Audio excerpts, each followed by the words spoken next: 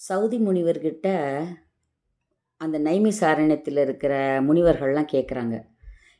இந்த கதை எங்கே யாரால் சொல்லப்பட்டது அப்படின்னா, சவுதி அப்படிங்கிற முனிவர் வந்து நைமிசாரண்யத்தில் 12 வருஷம் நடக்கிற ஒரு சத்திர யாகம் ஒன்று நடக்குது. அந்த சத்திர யாகத்தில் இருக்கும்போது அவங்க கேட்குறாங்க, நீங்கள் வெளியிலலாம் ஊரெல்லாம் வந்து சஞ்சாரம் பண்ணிட்டு வந்திருக்கீங்களே, உங்களுக்கு வேறு ஏதாவது கதைகள் தெரிஞ்சால் சொல்லுங்கள், போன இடங்கள்ல என்னென்ன சம்பவங்கள்லாம் நடந்தது அப்படின்னு கேட்கும்போது, அந்த சவுதிங்கிற முனிவர் என்ன சொல்கிறாருன்னா, நான் வந்து அஸ்தினாபுரத்துலேருந்து நான் வரேன்.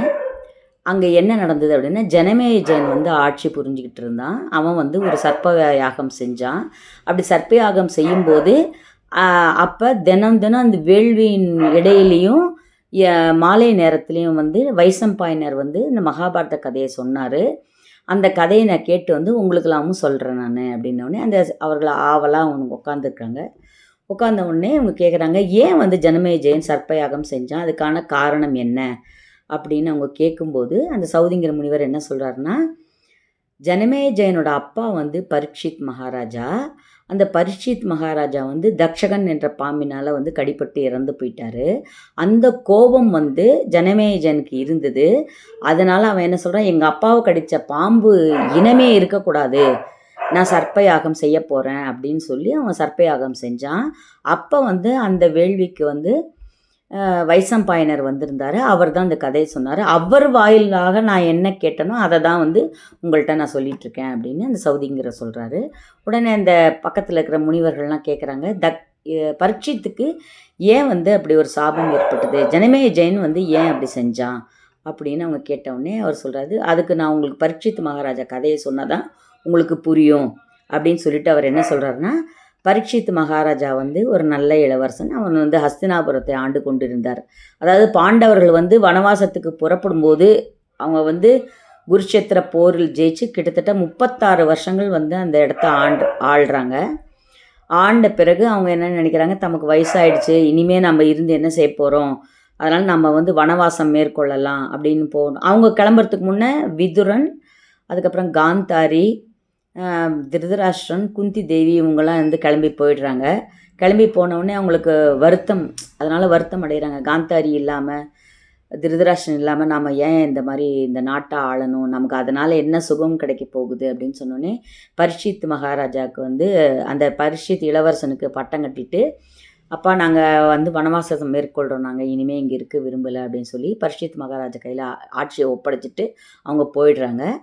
பரீட்சித்தை வந்து நல்ல முறையில் அறம் சார்ந்த வழியில் வந்து அவன் வந்து அந்த குடிமக்களை ரொம்ப பாதுகாப்பாக ரொம்ப நல்லா வந்து அந்த ஆட்சியை நடத்திட்டுருக்கான். அப்படி நடத்திட்டு இருக்கும்போது அவனுக்கு வேட்டையில் ரொம்ப விருப்பம் அதிகம். யாருக்கு? பரீட்சித்து வேட்டைன்னா ரொம்ப ரொம்ப பிடிக்கும்.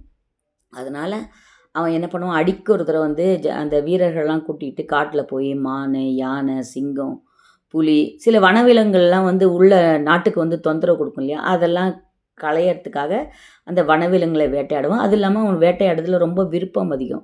அது மாதிரி அவன் வந்து வேட்டையாட போனான். அப்படி போகும்போது அவனோட வயசு வந்து 60 அப்படின்னு வந்து அதில் வந்து அந்த ஆத்தர் வந்து பதிவு செஞ்சுருக்காரு. 60 வயதுக்கு மேலே அவன் என்ன பண்ணுறான், வேட்டையாட விருப்பம் கொண்டு வேட்டையாடுறதுக்கு போனான். போகும்போது என்ன பண்ணுறான், ஒரு மானை வந்து அம்பினால் தொலைச்சிடுறான். மானை அம்பினால் தொலைச்ச உடனே அந்த மான் என்ன பண்ணுது, அவனை போக்கு காட்டிக்கிட்டே நான் எது காட்டுக்குள்ளே போய் ஒரு இடத்துல மறைஞ்சிடுது. ஏன் அப்படி காட்டுக்குள்ளே போய் ஒரு இடத்துல மறைஞ்சிடுது அப்படின்னு சொன்னாக்கன்னா, அது அடர்ந்த வனம், அவனால் கண்டுபிடிக்க முடியல ஒன்று. இன்னொன்று, பரீட்சித் மகாராஜாவுக்கு மரண நேரம் நெருங்கிடுச்சு இல்லையா, அதனால் விதி வந்து வேலை செஞ்சது. எப்படி வேலை செஞ்சதுன்னா, அந்த மானோட ரூபத்தில் வந்து அந்த மானை துரத்திக்கிட்டே வந்து அந்த காட்டில் வந்து அவன் மாட்டிக்கிறான். அவன் வந்து அப்படி பார்க்குறான், வீரர்கள் எல்லாம் கலைஞ்சி பிரிஞ்சு போயிடுறாங்க, இவன் மட்டும் தனியாக மாட்டிக்கிறான். ஆனால் அவனுக்கு ரொம்ப பசி தாகம் ரொம்ப எடுக்குது. அப்போ பார்த்தாக்கன்னா அங்கே ஒரு முனிவர் உட்காந்துருக்காரு. அவர் பேர் சமீகர்னு பேர். அந்த சமீகர் வந்து எப்படி தன்னோட வாழ்க்கையை நடத்துகிறார் அப்படின்னு சொன்னாக்கன்னா, அவர் வந்து எதையுமே சாப்பிட்றதில்ல. பசி எடுக்கும்போது என்ன பண்ணுறாரு, அந்த கன்றுகள்லாம் மந்தையாக இருக்கும். அந்த கன்றுகள் என்ன பண்ணும், அந்த மாட்டோட மடியிலேருந்து பால் குடிக்கும்போது அதோட வாயில் வந்து நுரை இருக்கும். அந்த நுரையை மட்டும்தான் எடுத்து சாப்பிடுவாராம். எப்போ பசிக்குதோ, பசிக்கிற நேரத்தில் அந்த மந்தையில் புகுந்து அந்த கன்றோட வாயில் இருக்கிற அந்த பாலோட நுரையை மட்டும் வழித்து சாப்பிட்டுட்ருக்காரு. ஏன்னா நாமெல்லாம் எப்படி ஒரு டைப் அப்படின்னு கேட்டாக்கன்னா, வாழறதுக்காக சாப்பிடல, நாமெல்லாம் சாப்பிட்றதுக்காக வாழறோம். பட் சமீகர் மாதிரி ஒரு பெரும் முனிவர்கள்லாம் என்ன செய்கிறாங்கன்னா, வாழறதுக்காக தான் உயிரை காக்கிறதுக்கு ஏதோ சிறிதளவு உணவு மட்டும் அவங்க சாப்பிடுவாங்க. அப்படி இருக்கும்போது அந்த சமீகர் வந்து சாப்பிட்டுட்டு ஒரு நாள் பேசா நோன்பு, அவரை வந்து அப்பப்போ மௌன விரதம் இருக்கிற பழக்கமுடையவர். அப்படி அவர் மௌன விரதம் இருக்கார். இருக்கும்போது உனக்கு மத்தியானத்துக்கு மேலே ஈவினிங் டைம் ஆகிடுது. அவன் பசியே தாங்க மாட்டான். யார்? பரீட்சித்து. அவர் என்ன பண்ணுறான், சமீகரை கேட்குறான், முனிவரே இங்கே எங்கேயாவது எனக்கு உணவு கிடைக்குமா, தாகம் தீர்க்க தண்ணீர் கிடைக்குமான்னு பல முறை கேட்குறான். கேட்டாலும் அவர் வந்து உண்ணா நோன்பு இருக்கிறதுனால, ஆழ்ந்த தவத்தில் இருக்கிறதுனால, இந்த பரீட்சித் மகாராஜா அவன் வர சொல்கிறான். என்ன சொல்கிறான்னா, நான் பரீட்சித் மகாராஜா வந்திருக்கிறேன், அஸ்தினாபுரத்து அரசன் வந்திருக்கிறேன், எனக்கு இப்போ ரொம்ப பசியும் தாகமும் ஏற்பட்டிருக்கிறது, எனவே எனக்கு உணவு சிறிதோ இல்லை தண்ணீர் சிறிதோ இருந்தால் கொடுங்க அப்படின்னு அவன் முனிவரை பல முறை கேட்குறான். முனிவர் பதில் பேச மாட்டார், எழுந்திருக்கவும் மாட்டார்.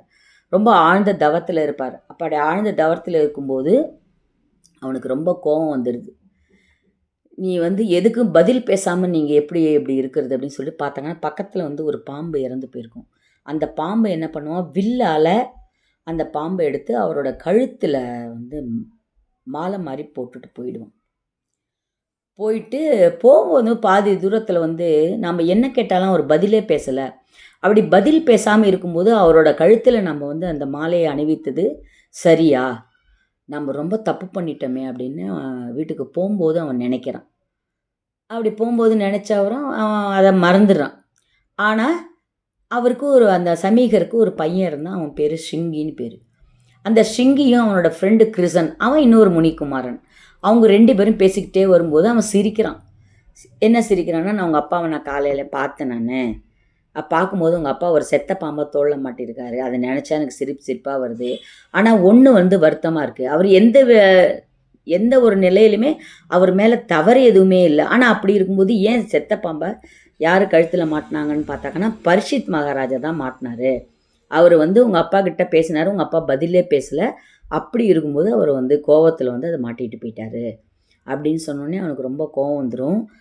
அமைதியாக இருக்கிற, சாந்தமாக இருக்கிற தன்னோட அப்பாவோட கழுத்தில் வந்து இப்படி ஒரு பாம்பை மாட்டிட்டார் அவர் அப்படின்னு அந்த கோவத்தில் அவன் என்ன பண்ணுவான்னா, பக்கத்தில் தண்ணி இருக்கும், அந்த தண்ணியை தொட்டு என்ன சொல்கிறான், இன்றிலிருந்து 7 இரவுகளுக்குள் என் அப்பாவின் கழுத்தில், என் தந்தையின் கழுத்தில் யார் ஒருவர் பாம்பின் மாலை அனுபவித்தாரோ அந்த பாம்பின் வகையினால் தட்சகனால் கடியுண்டு இறப்பார் அப்படின்னு சொல்லி தண்ணி எடுத்து தெளித்து சாபம் கொடுத்துட்றான்.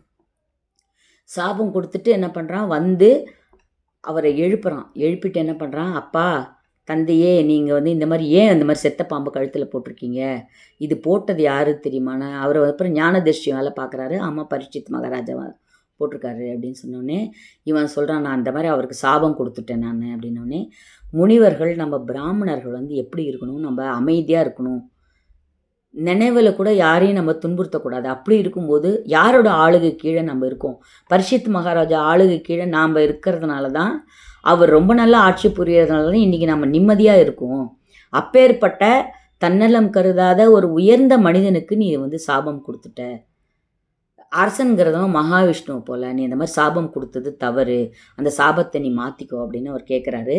உடனே அவன் ஸ்ருங்கி என்ன சொல்கிறான்னா, தந்தையே உங்களுக்கு தெரியாதது ஒன்றும் இல்லை, நான் சின்ன வயசுலேருந்து தவம் இருக்கேன், நான் வந்து எந்த நேரத்திலும் பொய்யே பேசுனதில்லை, அப்படி இருக்கும்போது என் சாபம் கண்டிப்பாக பலிக்குமே ஒழிய அதை சாபத்தை நான் திரும்ப பெற இயலாது அப்படின்னு சொன்னேன். ஆமாப்பா, உன்னை நான் சின்ன வயசுலேருந்து பார்க்குறேன், ஆனாலும் நீ பண்ண தவமும் அந்த அறமும் அந்த பையன் வந்து நீ சாபம் விட்டதால் அது போயிடுச்சு, நீ இன்னொரு முறை பண்ணாத, நீ வந்து எது பண்ணுறதா இருந்தாலும் தந்தையிடம் கேட்டு செய், நீ இன்னும் சிறிய பையன்தான், நீ இந்த மாதிரி செஞ்சது ரொம்ப தப்பு அப்படின்னு சொல்லிட்டு நீ மிகப்பெரிய தப்பு ஒன்று இழைச்சிட்ட, ரொம்ப அறவழியில் செல்லக்கூடிய ஒரு ராஜாவை பார்த்து நீ இந்த மாதிரி பண்ணது ரொம்ப தவறு, எப்படியாவது இந்த தகவலை வந்து நான் அவருக்கு அனுப்பணும் அப்படின்னு சொல்லிட்டு அவன் என்ன பண்ணுறான், அந்த சமீகர் வந்துங்கிற முனிவர் வந்து தன்னோட சீடன் கௌர்முகன் ஒருத்தன் இருப்பான், அவரை கூப்பிட்டு, அப்பா நீ போ பரீட்சித் மகாராஜாவை வணங்கிட்டு சிறிது ஓய்வு எடுத்துக்கொண்டு ஒரு நல்ல நேரமாக அவரோட வந்து அந்த மூடெல்லாம் பார்த்து, நீ இந்த மாதிரி தன்னோட பையன் வந்து சாபம் விட்டுட்டான், இதிலேருந்து நீங்கள் தப்ப இல்லாதே, இன்றிலேருந்து 7 இரவுக்குள் இறந்து விடுவாய்ங்கிறத அவர்கிட்ட சொல்லிடு அப்படின்னு சொல்லிட்டு கௌர்முகன்கிற சீடனை அனுப்புகிறான். இவர் போய் வெளியில் போயிட்டு கௌர்முகன் என்ன பண்ணுறாரு, அரண்மனை வாசலில் போய் நான் வந்து கௌர்முகன் சமீகரோட சிஷ்யன் வந்திருக்கேன்னு சொல்லுங்கள் அப்படின்னு. அவர் வந்து இந்த முனிவர்கள் முனிக்குமார்கள்லாம் ரொம்ப மதிப்பார். அதனால சரி அவரை வாங்கன்னு உள்ளே கூப்பிட்டு அவன் என்ன பண்ணுறான், அவர் காலெல்லாம் கழுவி மந்திர புஷ்பங்களால் அர்ச்சனைலாம் பண்ணி அந்த நீரை வந்து தலையில் தெளித்து கொண்டு வந்த வேலை என்னன்னு நீங்கள் சொல்லுங்கள் அப்படின்னு சொல்லி அவருக்கு ரொம்ப மரியாதை கொடுக்குறான். அவர் கௌர்முகனும் வந்து இந்த மாதிரி சமீகர் வந்து என்ன அனுப்பியிருக்காரு, நீங்கள் நல்லா இருக்கீங்களா, அதெல்லாம் எல்லாம் விசாரிச்சுட்டு என்ன பண்ணுறான், என்னோட குரு வந்து ஒரு தகவலை வந்து உங்கள்கிட்ட சொல்லியிருக்காரு. என்ன தகவல்னு கேட்டாக்கன்னா, இன்றிலிருந்து 7 இரவுகளுக்குள் தட்சகன் என்ற பாம்பினால் கடியுண்டு இறப்பீர் அப்படின்னு சொல்லிட்டாங்க. இதுலேருந்து வந்து இதுக்கு வந்து விமோச்சனம் இல்லைன்னு சொன்னார். தனது பையன்தான் தவறு புரிந்ததாகவும் அதற்காக தங்களிடம் மன்னிப்பு கோருவதாகவும் அவர் கேட்டார் அப்படிங்கிற மாதிரி சொல்லிட்டார். உடனே அப்படியே தகவல் தெரிவித்தது, ரொம்ப நன்றிப்பா, நான் வந்து உங்கள் முனிவர் மேலே வந்து அந்த பாம்பு மாலை போட்டது ரொம்ப தவறு தான், என்னை அறியாமல் நான் செய்துட்டேன், இந்த என்ன சொல்கிறது, என்னோடய டயர்ட்னஸ்லேயும் பசியும் தாகத்தாலும் சோர்வாலும் தான் நான் அந்த மாதிரி ஒரு வேலையை பண்ணிட்டேன், அவர் என்னை மன்னிச்சிக்க சொல்லுங்கள் அப்படின்னு சொல்லிட்டு அவரும் வந்து இந்த கௌர்முக சீடனை நிறையா தட்சணை தானம்லாம் கொட்டு நிறையா வந்து நிறையா என்ன சொல்கிறது அவர் பரிசு பொருட்களெல்லாம் அனுப்பி அவர் அனுப்பிட்டார். அனுப்பிச்சிட்டு உடனே இம்மீடியட்டாக என்ன பண்ணேன், மந்திராலோசனை சபையை கூட்டி இந்த மாதிரி எனக்கு சாபத்துலேருந்து நான் தப்ப முடியாதுன்னு சொல்லிட்டாங்க, நான் என்ன பண்ணலாம் அப்படின்னு சொன்னோடனே ஒற்றை தூணால் ஒரு மாளிகை எழுப்புறார். எப்படி, அதாவது நீருக்கு நடுவில் ஒரு ஒற்றை தூணில் ஒரு மாளிகையை எழுப்பி அதை சுற்றிலும் காவலாளிகளை வச்சு யாருமே வர முடியாதபடி அவர் வந்து நான் இருக்கேன் அப்படின்னு சொல்லிட்டு அவர் இருக்கார். அந்த மாதிரி வந்து தன்னோட உயிரை அவர் காப்பாற்றிக்கிறதுக்கு அவர் முயற்சி பண்ணுறாரு. கதை பிடிச்சுன்னு சப்ஸ்கிரைப் பண்ணுங்கள், லைக் பண்ணுங்கள். அடுத்தது நம்ம அடுத்த எபிசோடில் பார்க்கலாம்.